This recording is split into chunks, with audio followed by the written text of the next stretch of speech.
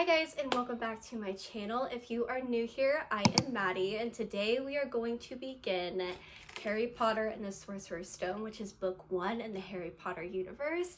So this is going to be a reading vlog plus a movie watch. We are going to read and discuss the book together as well as the movie, and I'm really curious to see the similarities and differences between the book and the movie and which one I'm going to like more. So comment below which one you think I'm going to like more, book or movie, and crack open a cold one and get started on my Hogwarts journey. So I just finished the first chapter and I'm already starting to tab like things that I know that are completely different from the movie and things that are similar in the book and the movie. And I'm really enjoying it so far. Like, something that you don't see in the movie is Mr. Dudley having a job. You never see him go to work. You don't even know what he does, and you get to see that in the book. And I thought that was a very cool difference from the movie and the book. I'm also quite amazed at myself at how much I remember from the first movie. I know I watch them quite often. I do a rewatch basically almost at least every year, but just the simple fact that I've remembered this much stuff so far, I'm really impressed with myself. Okay, so I made it to chapter 5 tonight, which is page 61, and I am absolutely loving it. The things that I remember from the first movie, like the very big, meaningful things, is something similar I'm picking up in this book so far, which for me personally, I feel like that's a big, huge thing. Like, big things that happen in books, they do need to be made into the movie because it means a lot to the storyline. But I'm excited to pick it back up tomorrow. Okay guys, so I am almost at the halfway point to being finished with Harry Potter and the Sorcerer's Stone, and there are quite a few differences that have caught my eye that I never even knew about. Like Professor Binns, like he's non-existent in the movies, didn't even know that he existed. And Draco and Harry's first meeting, you don't see them first meet until Harry arrives at Hogwarts.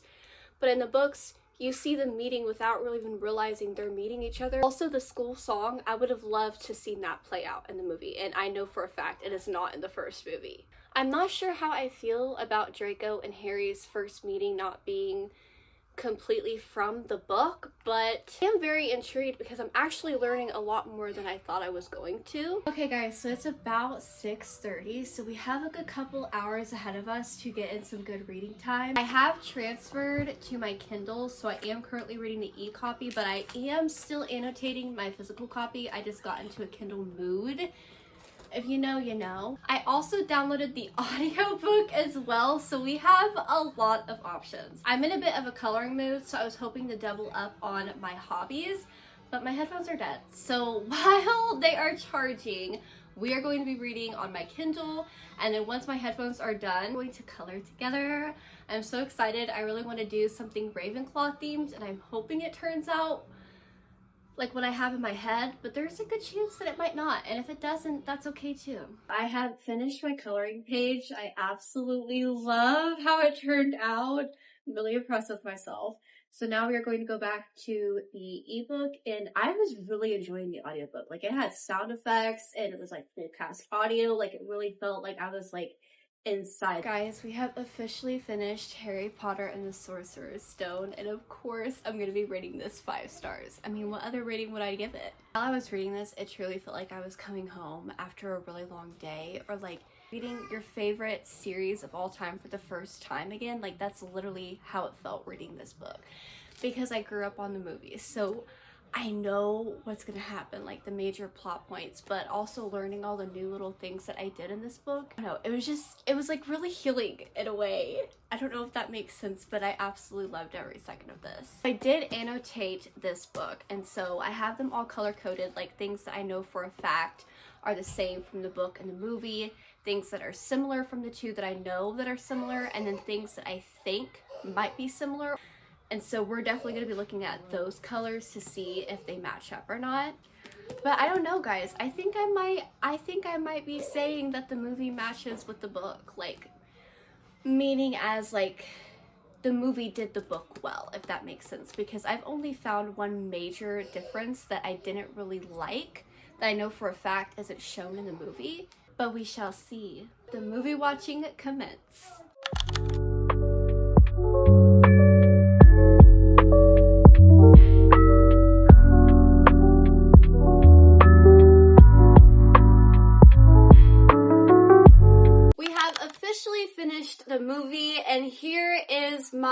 rating, okay? I do think the book is better, so the book won this round, but I do think the movie did a good job at bringing this fictional universe to life. However, the few differences that I did pick up on, like Professor Binns, the school song, more specifically, Draco and Harry's first official meeting, especially that one, I feel like that should have been portrayed the correct way from the book to the movie, because Draco and Harry's relationship is such a big rivalship, and it's a very important one, and I feel like it should have been portrayed correctly, the meeting specifically in the movie.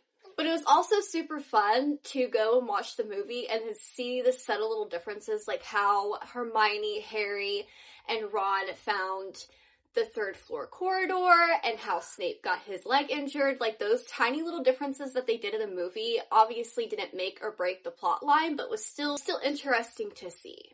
There's also another difference that I didn't particularly enjoy. In the book, you see that Ron has a little bit more of a sparky attitude. Like, in the book, he already stands up to Malfoy at the first Quidditch game, and in the movie, Ron is portrayed, he still has a bit of an attitude, but he's not portrayed as the type to stand up to Malfoy until the years progress. I wish that they kept that element of his character in the movie, but overall, still did a good job at bringing the book to life. It's one difference that I did enjoy that they did in the movie. Now, at the end, when everything is coming to life, the plot twist is happening in the book, it's still climatic, but it's very anticlimactic compared to how they did it in the movie. In the movie, obviously, they added these special effects, the fire, they made it more suspenseful, and I like how they did that difference. I do believe that sometimes, like between book and movie adaptations, sometimes the movies do need to add an extra pizzazz, if you will, to make it more suspenseful or engaging or whatever the case may be, and I feel like they did that difference really, really well.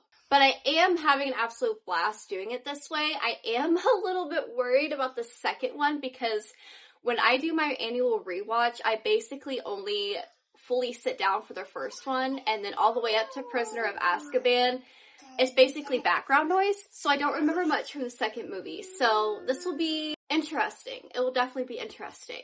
But if you guys liked this video, please hit the subscribe button, and I will see you guys in the next one.